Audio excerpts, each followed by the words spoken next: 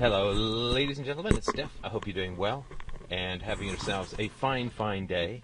This is Retroactive Podcast 400. Podcast 400 was supposed to be an elaborate multimedia fireworks event with dancing nymphs and flying cattle, but sadly, due to a slight paucity in donations, the budget was reduced to Christina and I in a car, which of course is perfectly fine, but lacks a certain amount of the visual panache that was planned, which is not the end of the world. So, one of the things that I am occasionally accused of, and mostly by Christina, but occasionally by listeners as a whole, is that I am not able to appreciate or understand alternative viewpoints.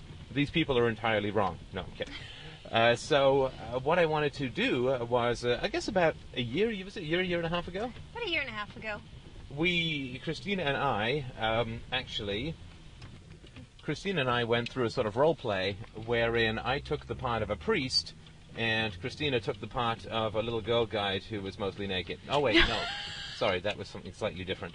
But what happened was I took the role of the priest, or of the religious person, and Christina took the role of the questioning youth. And we thought that would be a worthwhile thing to do again. It certainly was a lot of fun to do it, and I also did want people to understand that I am perfectly capable of arguing the opposite position, and so I thought that I would start in the role of the priest, which I'm going to do with about a 40% Jamaican and 60% Scottish accent. Actually, no, I'm sure that would get fairly grating, and I'm actually only up to about 37, 42, 43. So I'm going to start off with a short speech as a priest, and then Christina is going to be the atheist who I'm going to effectively attempt to rebut as best as I am able. So, to begin... well, maybe not necessarily the atheist, but just someone who is questioning religion. An evil spawn of Satan. Sure. Wait, we're in character now, right? An evil spawn of Satan. Beelzebub. Blah. All right, so there has been quite a lot of talk lately, and by lately I mean about the past 100 or 200 years, maybe 250, wherein our the good name of religion has been rather dragged through the mud by a large number of people who don't seem to have any particular capacity to fully appreciate or understand the beauty and joy of religious thinking, and there is a sort of absolute black and white dichotomy in these kinds of people's thinking, such that they really have a sort of hostility towards religion that, I guess, in old school kind of religious circles would have been called a particular kind of, devil-inspired talk, but in a sort of more modern and enlightened religion, we can assume that they have a particular kind of resentment towards religion, and they create a sort of straw man argument about religion. And the straw man argument that they create about religion is to take biblical quotes out of context. So, for instance, in the Bible, you can read the sentence or the fragment, "There is no God," right? And of course, then if you read in the Bible, "There is no God," you think that there is no God. But of course, what actually occurs in the Bible is that the Bible says, "The fool in his heart hath said, there is no God." So if you don't take the full context, as these people seemingly are willful to not do, then of course none of it is going to make any sense. So I'm going to turn over the series of questions to willing to be cross-examined as a priest to our youthful friend here, who has certain questions about religion. Yeah, I'm just, being raised Greek Orthodox, I do distinctly recall being told that ours was the true religion, and that anybody who believed in any other kind of god or deity was destined, perhaps, to a lesser or to a worse fate. And ours was the true religion. And so how do you explain things like Islam and Judaism and Buddhism and all of that stuff? I mean, it doesn't make any sense. I mean, if there's one God, why do we have so many religions? And why does every religion say theirs is the true religion? Well, the word that I'd like to thank you, that's an excellent, excellent question, and as a member of the clergy, I certainly appreciate that kind of curiosity. I would, however, like to introduce you to a word that will probably help to clarify this, and that word is devil spawn. No, I'm kidding. The way that I would answer that as a priest is that I would say that God is obviously, I mean, in the religious context, God is all-powerful, all-knowing, all-wise, all-virtuous, and the mind of man has so little capacity to fully appreciate the grandeur and the glory of God that the best that the human mind can do is to whatever degree is possible, and this usually has a fair amount of cultural history and cultural richness and emotional richness to it. Each culture can approach God in its own way, and can only, even with all of the emotional apparatus that culture represents, can only glimpse the tiniest corner of the full glory of God. So I would say that all religions worship an aspect of God, since the mind of man cannot fully comprehend the glory and the beauty and the infinity of God, that local cultural traditions have arisen that speak to those local cultural the people, and those cultural approaches to God are localized and are whatever speaks the most to that culture. And that is why there are different religions, all of which worship, in a sense, a divine entity or a divine being. Well, if that's the case, if we're all sort of worshiping the same God, why is there so much hatred and so much animosity and so much disdain for varying religions, from one religion to another? I mean, it's one God. If it's one God, why? I still don't quite understand. I mean, I think I understand what you're trying to say about the scope and God's vastness, I guess, is that, if that's a word that I could use in this context. Well, when you're talking about the realm of human conflict, I certainly do appreciate and understand that there are sort of supposedly religious aspects to the nature of human conflict. The first thing I would invite you to understand is that human beings are fallible. Human beings have fallen, and so that they're not perfect, they're not close to God. The degree to which a human being loves his neighbor as himself, and is tolerant and is understanding and is peaceful and reasons rather than uses the sword, has beaten his swords into plowshare, so to speak, is the degree to which he is an effective worshipper of God. So the fact that human conflict exists in the world and occasionally, well, sometimes more than occasionally, takes on the mask of religion is scarcely the fault of God, who commands peace, and is scarcely the fault even of organized religions.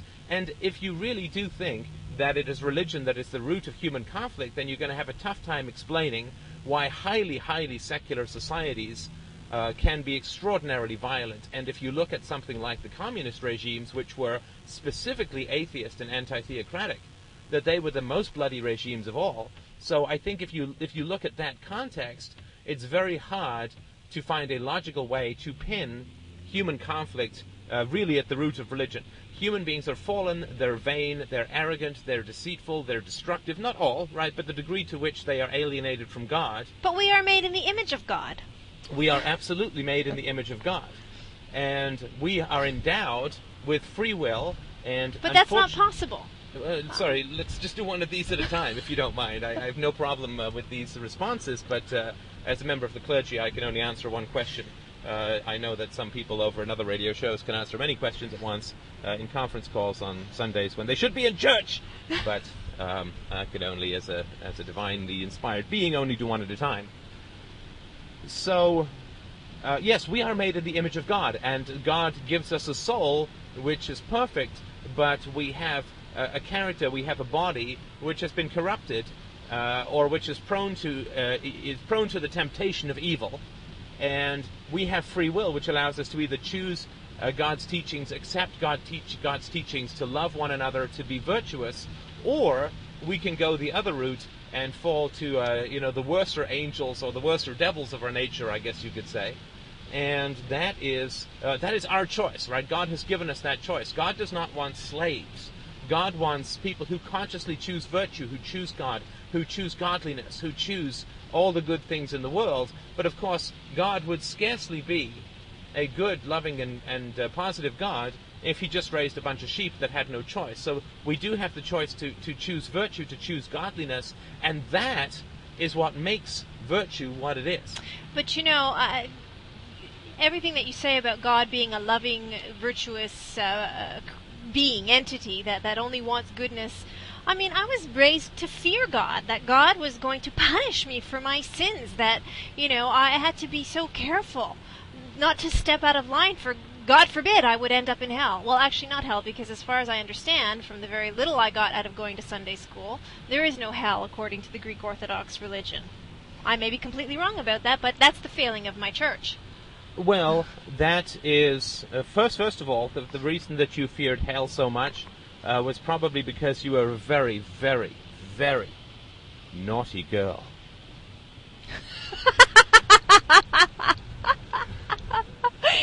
Oh. Now button up your top and let's continue on with our theological discussion. Totally. Anyway, so, look, the thing to understand about this is that all human agencies can be prone to error, right? It's very, very important not to confuse God with a priest. A priest is fallible. A human institution is fallible. What you are talking about is what was told to you about God by people who are It's fallible. in the Bible. I'm sorry? It's in the Bible. It certainly is in the Bible. That Absolutely. I should fear God.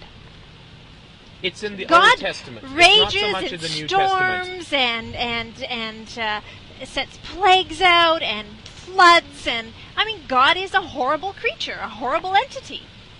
Without a doubt, there are enormous amounts of descriptions of fairly reprehensible and unpleasant behavior in the Old Testament. In the New Testament, not nearly so much. In fact, it's almost non-existent. And Jesus himself said when he came to the earth that the New Testament was the new covenant with man. And similarly, God does, as we read in the Old Testament with the flood of Noah, that God drowns the world because the world is evil and full of iniquity and is basically succumbed to the temptations of what you could figuratively call the devil, or literally call the baser side of human nature, and that has occurred, and God then puts up a rainbow and says, I'm not going to do that again. And in the same way, God sends Jesus Christ to lead man back to God, because man was not using free will very effectively in the Old Testament, which caused God to be angry. Absolutely. God wants us to be good. God wants us to love him, to love virtue, to be good, to join him in heaven. And when we don't do that, yes, God gets angry, just as you get angry with a child that you want to be virtuous, who acts in a reprehensible manner when that child is an adult. And so, without a doubt, there is some wrathful stuff in the Bible. I mean, nobody's going to gainsay that. And God recognized that human beings, in the absence of further intervention, further loving correction, were not making it to heaven in the kinds of numbers that he was hoping for. That's why he sent Jesus Christ down to teach us about God and to die for our sins, to wash away original sin, so that we could come to God in a way that was productive and positive and loving, and without nearly as much fear, which is why God sent Jesus to talk about love rather than, floods and storms and lightnings, so that we would think only in terms of fear, because obviously he recognized in his divine knowledge and wisdom that wasn't working so well. God, there is so much in what you've just said that I have to question, and you speak so, not necessarily quickly, but you put so much into one response that I don't even know where to begin. Well, God's speaking through me, of course, and that's why my mic is a little nicer. This whole thing about, okay, we first of all, we haven't gotten to the whole free will thing, and I'd like to make that a point of discussion. I'm not sure that it's the right time now, maybe in a few How about minutes. Now? Now? But I also, what's this whole thing about original sin? I never quite understood that. A child is born. Have you ever seen a newborn? Beautiful, innocent, just smelly. perfection. No, look, absolutely. This is exactly as I, as a member of the clergy, view a baby. A baby is pure. A baby is wonderful. And the baby, because of the death of Jesus Christ dying for our sins, the baby has had original sin washed away. And what is original sin? Original sin is the tainting of human nature that occurred when Adam listened to Eve and ate of the tree of knowledge of good and evil in the Garden of Eden against the explicit commandment of God, for which human beings have been punished, exiled from the Garden of Eden. And now, for men, we must earn our daily bread with labor, and for women, there is the pain of childbirth, and that is the punishment that is now, because we are all born of this original sinful couple, we have inherited that sin. Right. Now I have a question for you, and this was a question posed that my uncle posed to one of the bishops in the Greek Orthodox Church. If we are indeed all born of Adam and Eve, and when Adam and Eve were expelled from the Garden of Eden, they had children, and their children married others. Who are these others? Where did these others come from? Do you know the bishop was not able to answer that question? The bishop got very angry and flustered and essentially told my uncle to just shut up and obey. Well, first of all, I'm very sorry that your uncle is going to hell. But it sounds like he'll have some company. Just kidding. Hell, it's just a metaphor for being away from God. Look. Not to question, basically, was what my uncle was told. Right, but the important thing to I perfectly accept and understand where you're coming from. The important thing to understand is that is a human agency. That is not God that is saying that. That is a bishop, and a bishop is fallible. And yes, people very up in the hierarchy of Christianity have been perfectly corrupt, perfectly nasty, have sort of gone over to the dark side, so to speak. And so it's very important not to confuse religion and God with human beings who are fallible. So you and I could sit here and discuss the faults of every single human being who ever put a funny hat on and called himself a priest, myself included, but that wouldn't do anything other than confirm the thesis that human beings are fallible, which is why we constantly need to pray to God for guidance. But you haven't answered my question. I'm sorry, and you're absolutely right. I'm not trying to evade. I'm just trying to dodge. But I don't know the answer to that, of course. There is a lot of debate within Christianity, and there's a lot of wide spectrum about what credence we should give to particular versions of the Bible. The question that your uncle raised and that you have raised is a perfectly intelligent, rational question, and there is no answer for it. And the only thing that I can say is that it's not an important question, and by that I don't mean that it's not worth asking, but the important questions to get out of the Bible are love God, pray for guidance, be virtuous, thou shalt not kill, thou shalt not steal, honor thy mother and thy father, and so on. Those things are important, and that's why God had those things written down. The question of, well, the kids of Adam and Eve, who did they marry, and blah, blah, blah, I don't know the answer to that. Obviously, I have no time machine and can go back and figure out what happened, but the only thing that I can say is if it was an important question, it would have been answered in the Bible, and it wasn't. Therefore, at least to me, because I do believe that the Bible, while not necessarily perfect and true in every regard, because again, it's gone through the human filter, or the filter of fallible human consciousness and translation and so on, that if that question were important to living a virtuous life, right, your virtue is going to be about your acceptance of the Ten Commandments, just a sec, your love of God, and all I'm saying is that your virtue is not going to be dependent upon little factual inconsistencies within the Bible or what happens here. But those factual inconsistencies, particularly around the creation of man, are essential in terms of one's ability to believe in a God. If God created Adam and Eve were the first two people in this world, how did society evolve without incest, without child abuse, without, how did two people spawn an entire world? And that, I think, is an essential fact of religion. Okay, well, let's say that I was able to come up with an answer for you. How would you live your life differently if I was able to answer this particular question about where did the other people come from in Genesis? Well, it's very interesting. It's a good question that you pose, but I mean the whole issue is, does God exist? And you're trying to teach people that God created man, but you don't offer any proof. You don't offer any proof about what happened once they were, even if any even existed. No, I think I understand. Do you mind if I just, because this is a very important point that you raise, and it's something that I have myself struggled with in my constant goal of perfecting my faith. And I think that the problem that you may be having is that you don't want to confuse the map with the place. And let me sort of explain what I mean by that. If I say to you, here's a list of directions on how to get to Thailand, right? You get up, you hopefully will pack those thongs that I like, and all those other skimpy little things. The thongs for me and for you. Actually, You naughty, sort of naughty both ones. priest. Exactly. But if I sort of gave you a list of how to get to Thailand, right? You get up, you call a cab, you go to the airport, you get on a plane, you blah, blah, blah, blah, blah, right? Take this plane and so on. You wouldn't confuse that piece of paper with Thailand, right? No, I would not. Right. So if you understand that, which of course you do, I mean, this is a fairly, it's a very important point when you look at the Bible. The Bible is the map to God. It's the route to God. It is not God itself.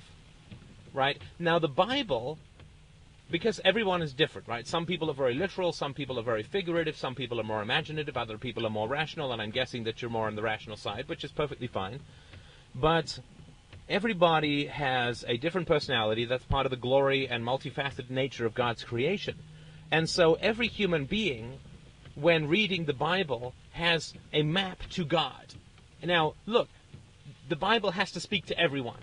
Right, so the Bible is multifaceted. The Bible has to speak to everyone in many languages, many different personality types, and has been speaking to people in the Old Testament for 5,000 years. And has been speaking in the New Testament for 2,000 years. And so the Bible is multifaceted because it speaks across times, across cultures, across languages, across personality types, and spoke to the people at in the dawn of Christianity 2,000 years ago, speaks to people now in Borneo, and so the Bible is multifaceted. It can't be all things to all people because it is a map to God. It is not God. God himself is all things to all people because God is infinite. The Bible is like a recipe. You don't tear the page out of the recipe book, eat it, and say, what a great meal. It is a recipe. It is a map to God. It is not God itself. And therefore, it's going to have some stuff that works for you, some stuff that works for me. If, when you look at the Bible, you only focus on the stuff that doesn't work for you, and you don't focus on the stuff that does work for you, then you're kind of missing, if you don't mind me saying so, you're kind of missing the point of the Bible, which is that it's a series of recipes. Whatever you like that tastes best is going to work for you. Oh, so it's pick and choose. I like this about the religion. I don't like that about religion. I like this about God. I don't like this about God. I mean, how is that? I mean, isn't it? That's contradictory. What's the word I'm looking for? It's somewhat insane. I think the word you're looking for is divine perfect revelation. But no, look, I fully understand. But the important thing is the Bible is not God. So the Bible is the avenue to God. It's a road to God. It's a recipe. But these it's are God's teachings, written by the apostles. Perhaps not. Written maybe 300 years after God, after Jesus lived. I mean.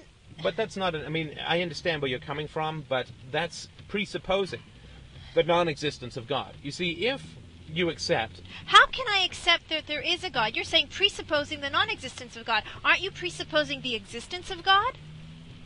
Well, sure. And that's what I mean when I say you and I can pick apart inconsistencies of the Bible, just as we can pick apart inconsistencies in religious leaders from here to eternity, so to speak. But it doesn't really matter. Because what the Bible is supposed to do is supposed to provide you a route, a map, to do one simple thing.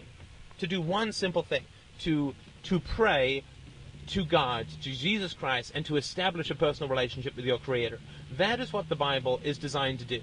And human beings My are fallible. question is, how do I know there is a Creator? Well, let me ask you this. As an adult, there are some things that you agree about in the Bible. I absolutely guarantee you. Like, I'm fairly sure you're okay with thou shalt not kill. Yes, I am. I think you're fairly okay with thou shalt not steal. Yes, I am. Right? I think you're fairly okay with treat other people as you would like them to treat you. Maybe not perfectly, but as a general principle. As a general principle, although I can definitely find exceptions to that.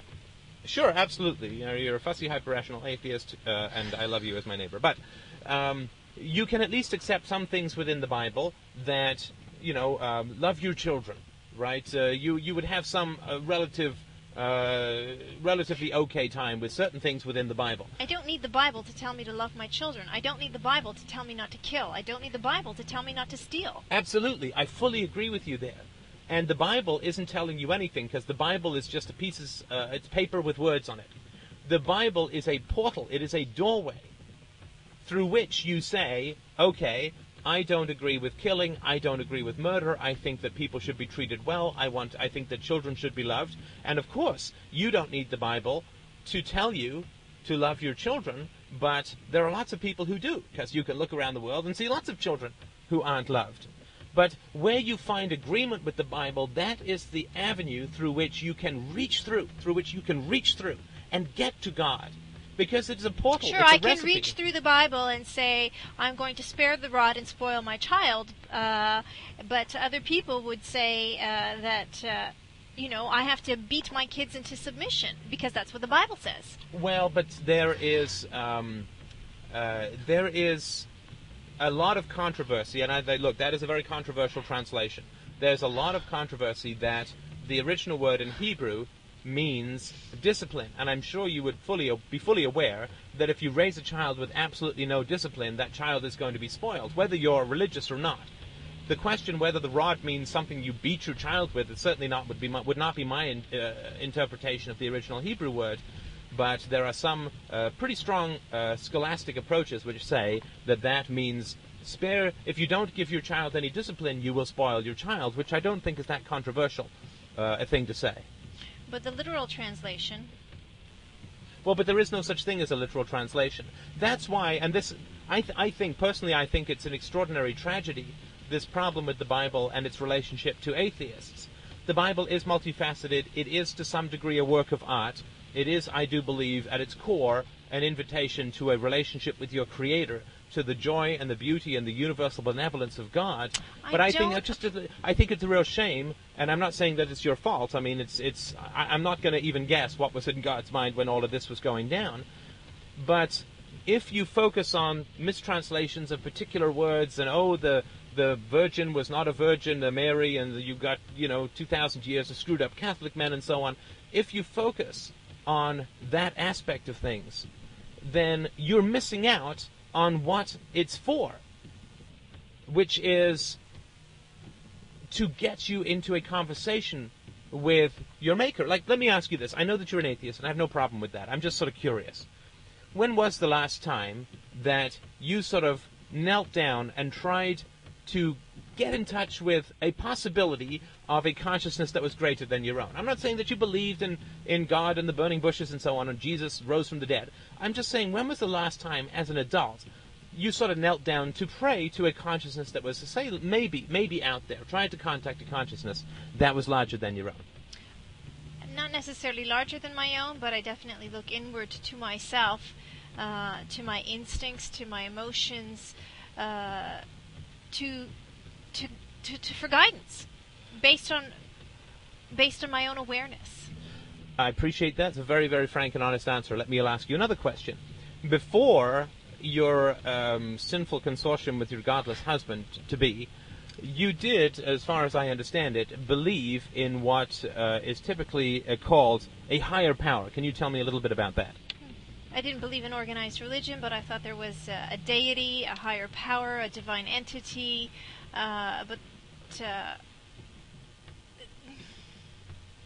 to actually have to go to a church and to pray to this divine entity didn't make any sense to me. I could talk to God from my toilet if I wanted to.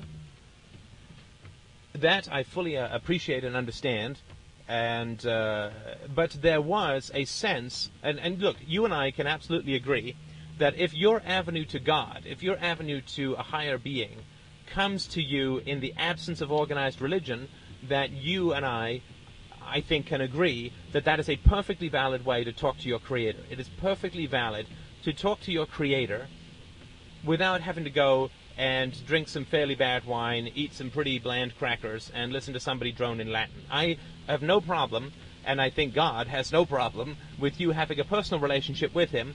There are some people who get that personal relationship from structure, from organization, right? Some people can live together and have a harmonious relationship. Other people need the structure and the formality of marriage. No one, I think, is going to say that two people who live together and love each other are evil, but some people, yourself included, prefer the structure and the, to some degree, like the pomp, the circumstance, the structure of a marriage ceremony, and the paperwork, I guess you could say. And some people have a personal relationship with God in that they sort of live together with God, and other people prefer to have something more formal, more structured, in the way that human beings, some people like to get married. And from that standpoint, you can look at your relationship with God as to some degree more common law, and other people's relationship with God would need to be sort of like a big 400-person Greek wedding. But you know, Father, with all due respect, we've been talking now for wait. Say that again. We've been talking now for almost a half an hour. Maybe. Who's your daddy? And you haven't said a single thing that would make me believe that there is a God. I don't understand. How can I believe in a higher power when I look at this world and I see the mess that we are in? People killing people, parents abusing children. Let's talk about free will. Kind of the way, I just think you put a lot up there. Look, you're not going to find God through me. You are not going to find God through me. You're not going to find God by looking at the Bible and finding problems with it. You're not going to find God by looking at the Vatican and saying, gee, for a religion based on give everything away to the poor, they sure have a lot of money. Right? You're not going to find God through that. I am not going to bring God to you. You are going to find God, if that's what you want, through your own exploration of what it is to be divine, and your own explanation of something larger than yourself. Your own exploration of it. That's not going to come from me. I am not going to bring God to you on a silver platter and, open it as this big ray of light that strikes you in the face and go whammo, because there's a little thing called faith, which you have to have or not have as you see fit. And so, of course, absolutely. How does one go about acquiring faith? Well, that, of course, is the central challenge and question of religion. And I can only tell you my own personal experiences that, for me, BCF is the acronym for my particular deity, and a big chatty, what was it? But the question of faith is a central aspect of religion, and it is a central challenge of mankind. If God were to come down in a blaze of light, stand in your living room, make you float up from above the bed, and so on, then you would have no challenge in believing God. There would be no challenge or any of those sorts of things. But the fundamental aspects that we have around our life all involve things that we can't prove. For instance, can you prove that you will be alive tomorrow? No. Yet, you assume that you will be. I suppose so, yeah. I assume I will be. Right. I'm in good health. I have no serious illnesses, with the exception of an accident occurring between now and tomorrow. I assume I will be alive. Right. Now, you have some accident, some natural disaster. I got it. So, you don't have any proof that you will be alive tomorrow, but you have faith that you will be alive tomorrow. You act as if you will be alive tomorrow. Because you can't prove it, but you act as if it was true. But I'm alive today. I can see myself today. Yeah, but we're not talking about today. We're talking about tomorrow. You can't prove that you will be alive tomorrow, but you have a belief. I'm not saying that this means you believe in God. Don't get me wrong. I'm just giving you an example. But this is a completely unusable example. It's not an equatable example. I'm not saying it is an equatable example. I'm not saying about faith. It's not. But you are believing something as if it was true without proof. But I have without proof. But I have a lot of proof. No. You have absolutely no proof that you will be alive tomorrow, because tomorrow hasn't occurred yet. No, I have no proof. You have trends, you have evidence, I understand. You're healthy I have evidence, and so on. I wake up every day. I have for the past, for every day of my life. I understand that. I'm not saying you don't have any reason. Don't get me wrong. Right, I'm not saying you don't have any reason to believe, but you have no absolute proof. No, I don't have any absolute proof, but I absolutely have reason to believe. Right. Now, every single day of my life, that as long as I can remember, you have proof because you've had a trend in your life that you accept as a trend and so on. Every single day of my life, I have woken up and I have had a conversation with God God has filled me with love. God has filled me with spirit. God has filled me with joy. God has filled me with acceptance. God has filled me with love. Every night I go to bed. During the day I pray. Every night I go to bed, I pray to God, and my life is content and wonderful, right? So there are trends. But my life is content and wonderful as well. I'm not saying it's not. I'm not saying not. I'm not talking about you, just for a moment, if that's okay. So I can take a breath? You okay? Just breathe.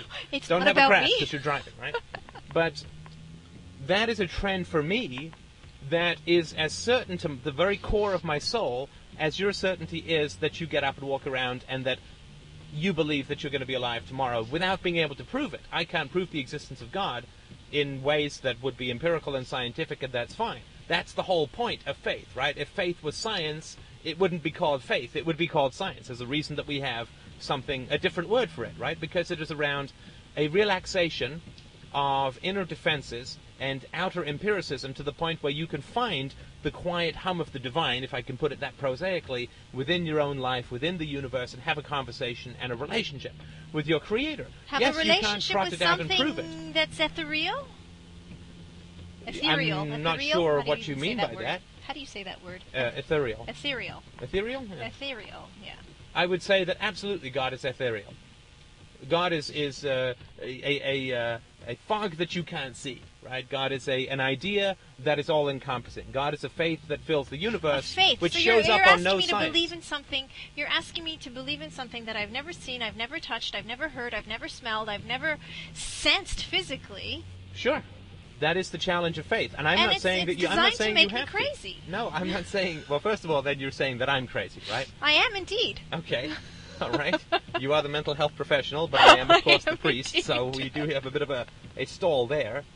But I'm not asking you to believe. I can't bring God to you. You can approach God if you pray, if you surrender yourself to the divine, if you meditate on what is spiritual within the universe, right? What is spiritual within the universe? Please help me understand this. Again, I look at this world and I see death and destruction and abuse and corruption and criminality. I don't see. I mean, I see some beauty in the everyday of my life and in individuals, but when I look at the world, when I look at societies, when I look at religion, I see nothing but corruption and pain, destruction. Right. Because what you're doing is you're looking at human agencies. You're looking at humanity. But and we humanity are human. is, of and course. as humans, we're being asked to believe in this entity that we have no evidence of. That's supposed to be benevolent. That's supposed to be all-knowing, all-powerful. And if this creature wants nothing but the best for us, why does he allow us, or it allow us, to destroy ourselves? And well, that's free will. I mean, we can talk about that, but just before we get to free will, we will. But just before we get to free will, you're looking at human agencies which God absolutely describes as fallible because we have free will, and you're saying human agencies that make mistakes mean that God doesn't exist. But God absolutely has anticipated that as a question, and that's why God has provided to us free will. Please explain that to me. Well, God has given us, out of all creation, right? We don't think that amoebas or bunny rabbits have free will. But God, out of all of his creation, has provided to us the capacity to choose, and fundamentally it's around choosing good versus choosing evil, choosing God or choosing our baser desires. But if God is all-knowing, all-powerful, and benevolent... Oh, I just lost the question. It has to do with goodness, and it has to do with destruction. How can he allow children to die of starvation? How can he allow other children to be blown up to bits? How can he allow for whole societies or whole cities and villages to be drowned? I understand that. Let me ask you this. If a child in Somalia starves to death, as probably 5 of them are doing during the course of this conversation, if not more, are you morally responsible for that? No, but God is. No. Let's just take this one step at a time before we judge the ultimate creator of the universe. Are you responsible for it? No. Right. And why are you not responsible for it? For any number of reasons which are obvious. I don't think I need to list Okay, you're those. right. They're obvious. Are the children in Somalia starving because the earth doesn't produce food in Africa? No. Right? Are they starving because they just want to become supermodels? No. So why are they starving? Oh, governments, corruption, Exactly. droughts. Human agencies. No, not droughts. There are droughts throughout the world, right? Human agencies are causing children in Somalia to starve. Now, saying that God is to blame for that is like saying you're to blame for that, right? The people who are to blame for children starving in Somalia are evil, fallible, corrupted human beings. This is not a disproof for the existence of God. Because God allows for free will, and God allows bad people to do bad things. That's what free will means. There's a cost to having free will. Well, then why does God allow for bad people? Because God has given us free will. But God can't have given us free will if everything is predetermined. Well, they're not predetermined to us. We don't know, right? As you say, maybe God knows whether you're going to live or die tomorrow. I have absolutely no idea whether that's true or false or what's going on with that. I have no idea whether God knows whether or not we're going to die tomorrow. I'm not even going to try and get... God may be way outside of time. Time may mean nothing. Every instance might be the same thing for God. But we, as fallible, limited consciousness human beings, we don't know what's going to happen in the future, and we have to make choices on the basis of free will. And you and I can't understand the ineffable mystery, the unfathomable complexity of what's going on in God's brain and what's available to him or her or it or whatever we want to call it. So for us to say, well, everything's predetermined, is to assume a kind of divine knowledge that we simply don't have, and which we probably can't understand. Hopefully we'll understand it when we're dead, but who knows? There's another assumption. You know, I just want to reiterate. Now we have been talking for almost 45 minutes. 41.46. 41.46? Yeah, I know because you're scientific and precise, so... 42. 42. Show me proof of God.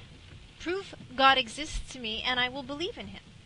If I were to prove that God existed to you, if I were capable of doing that, then you would not need to believe in him. You would not need faith. And the whole point of religion is that you need faith. That's the challenge. Right? Then it would just be a mathematical equation. Then it would be like gravity. Hey, every time I drop this orange, it goes down. That's science. We already have a word for that. It's maddening. You're asking me let me ask you this. Do you believe in virtue? Do you believe that virtue is a good thing? Yes. Can you prove virtue to me? I can prove virtue through behavior. You cannot prove to me that lying, say, is evil. You can't prove to me that murder is evil. You can't take me through every single step around ethics and prove to me that this is good and this is evil, right? And there's certainly lots of different definitions across the world of good and evil, right? So you obviously are a very virtuous person and you believe in virtue, and you take virtue on faith. No, I do not. People have to prove their virtue. No. I'm not talking about prove their virtue to you. I mean a proof of virtue itself. A proof of virtue. You can't you can't show me virtue. You can't show me honesty sitting there in the road ahead of us. Right? You can't show me honesty or integrity or any of these things, but I bet you... These are all concepts that can be proven through action. I understand. You can see the effects. But when somebody believes in God, you can see the effects of that through their actions as well. Oh, by killing in the name of God? By denouncing... I don't know what I want to say there, so okay, well, that's perfectly... That's fine, no. Let's accept that your criticism of faith is that some people do bad things in the name of faith. And you feel that this means that then God does not exist. So let me ask... But it's in the Bible. I understand. No, let me ask you this, though. You believe that parents should treat their children well. That's correct? Sorry. Parents should love their children and do the best by them, right? I do believe that. Right. Would you say that everyone in the world follows that principle? No. Does that mean that the principle is false? No.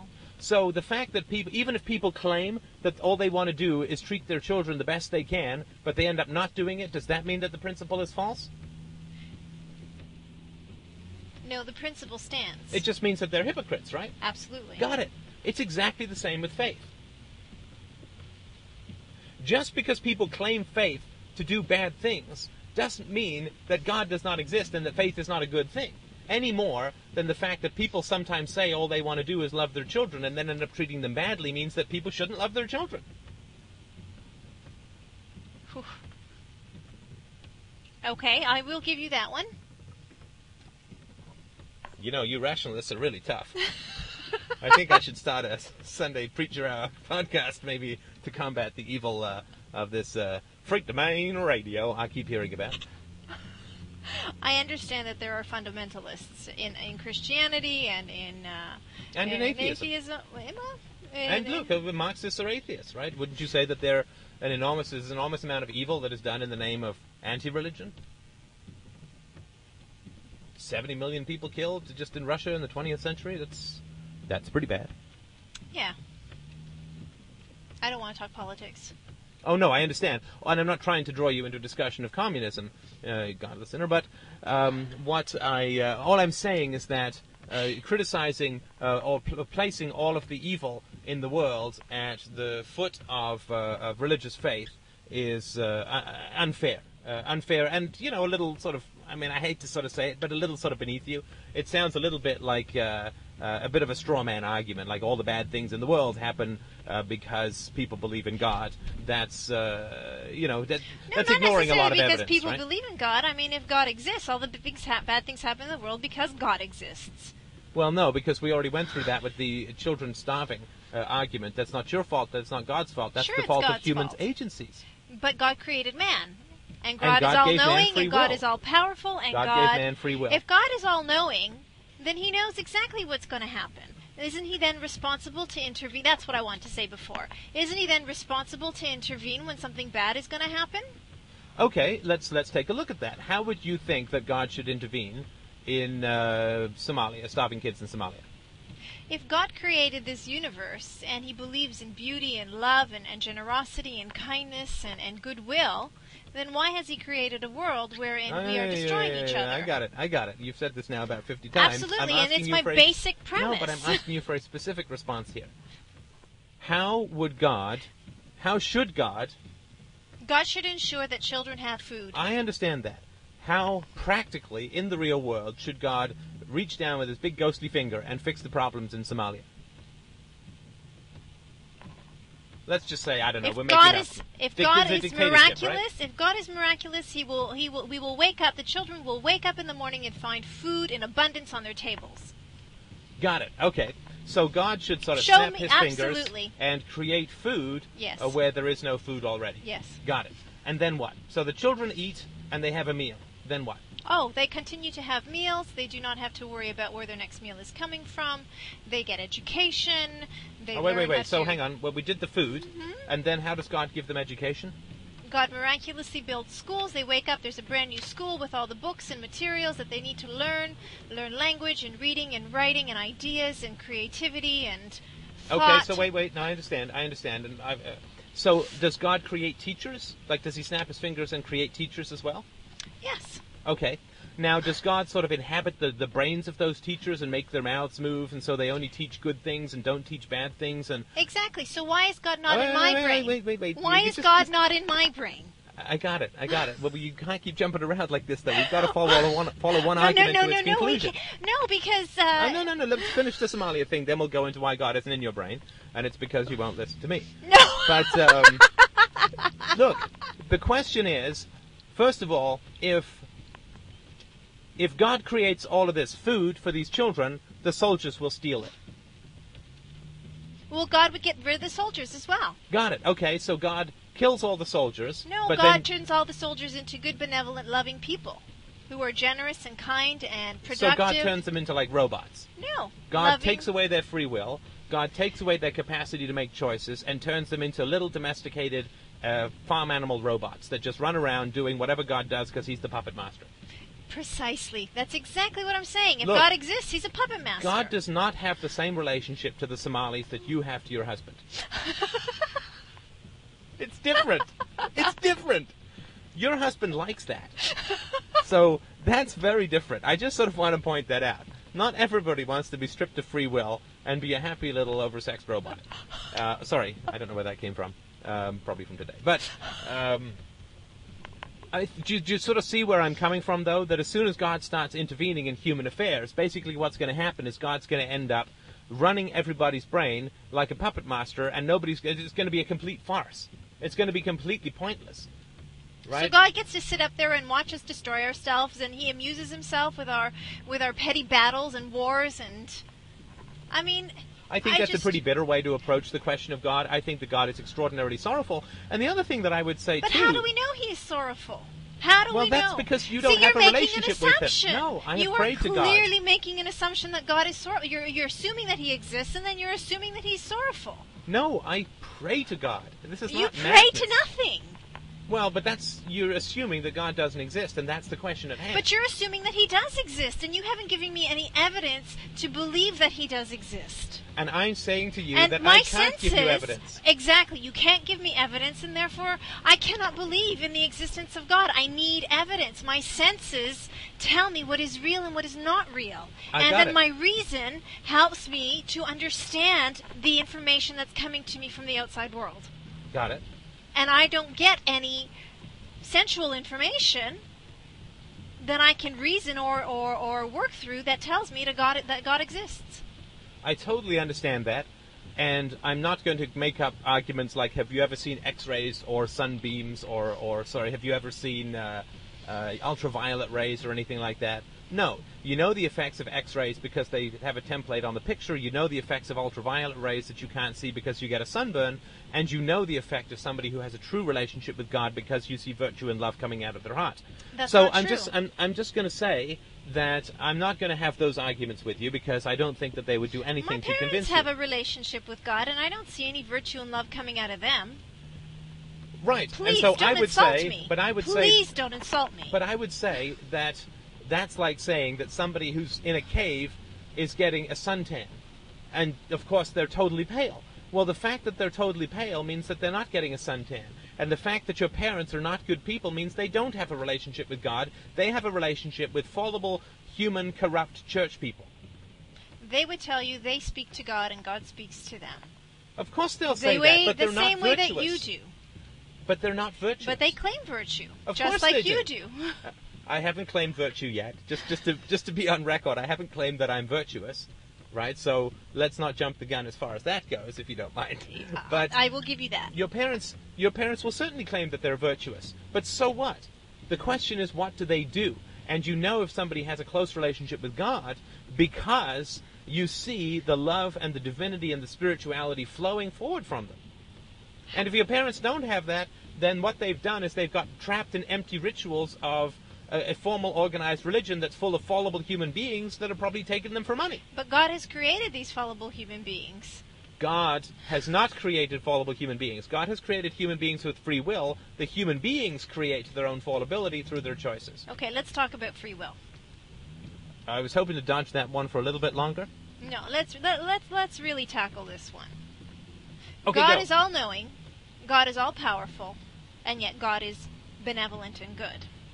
Sure. Right? So you claim you claim he has given us free will, but how can he possibly have given us free will if he knows exactly what's going to happen tomorrow and he doesn't, if he doesn't intervene when we are about to do something bad, how can he be all loving? Let me ask you this. Let's say that you have a child and that child grows up and you've taught that child as well as you possibly can.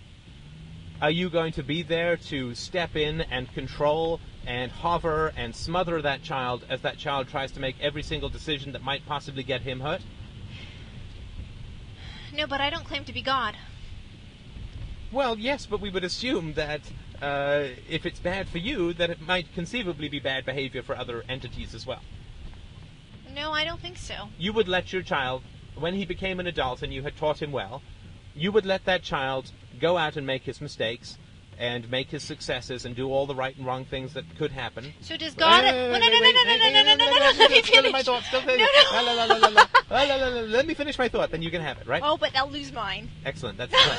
Don't worry, pray to God, he's holding it for you. But would you say that you would prefer that your son or daughter, as he is an adult and as he is making his big decisions, that he call you for advice from time to time?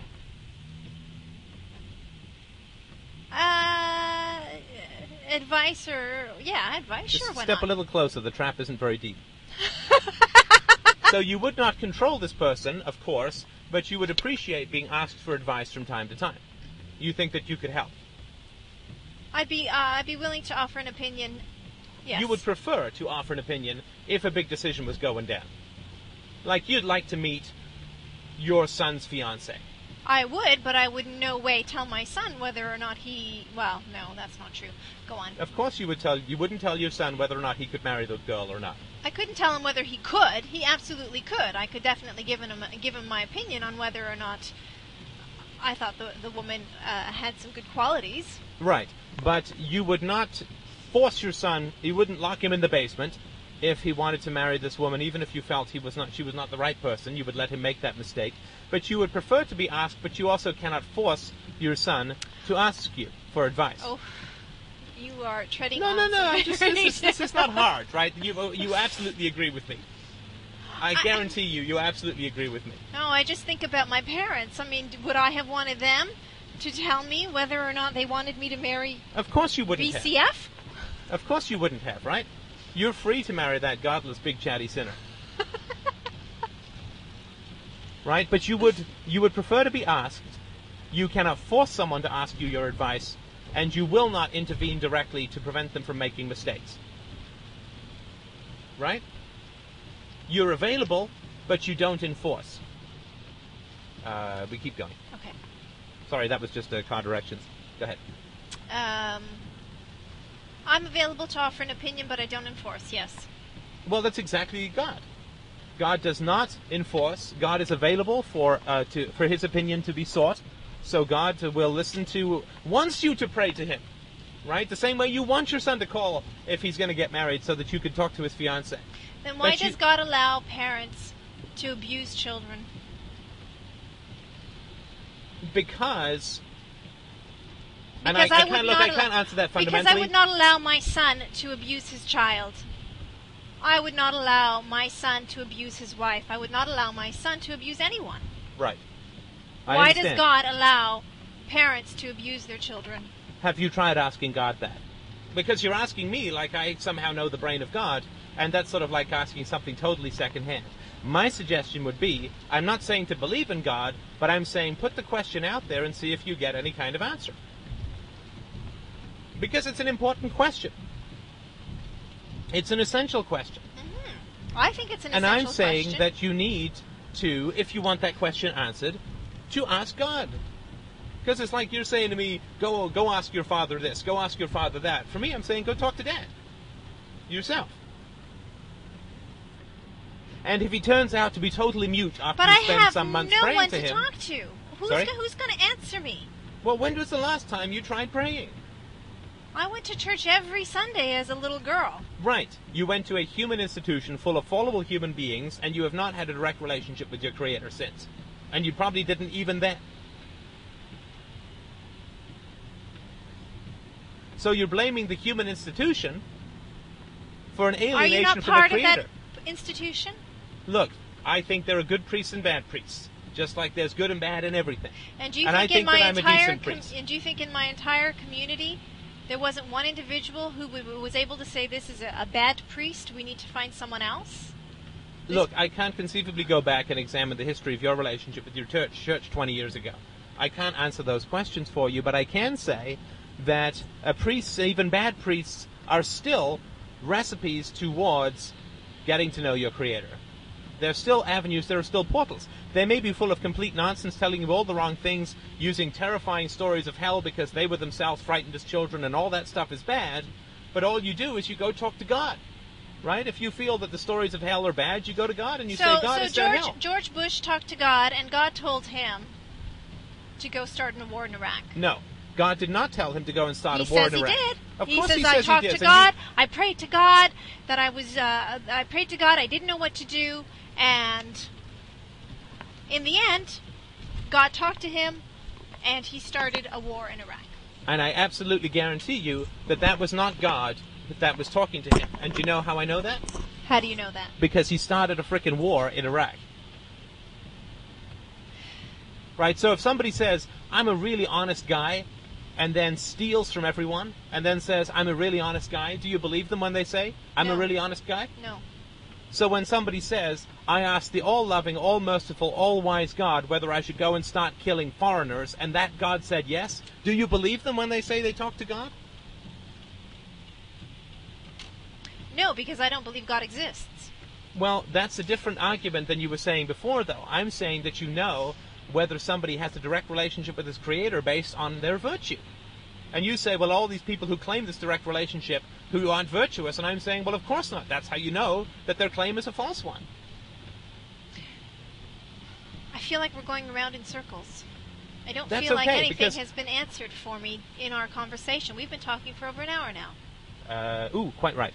Absolutely. And we can wind it up here. And the only thing that I'm saying to you, fundamentally, is that some of the arguments that you have, you're obviously a highly, highly intelligent and sexy woman, and definitely pitching a tent here in my robes. But what you need to understand is that some of the arguments that you have against the existence of God are not logical.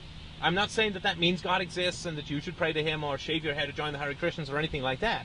Some of the arguments that you have that you feel disprove the existence of God aren't as logical as you think.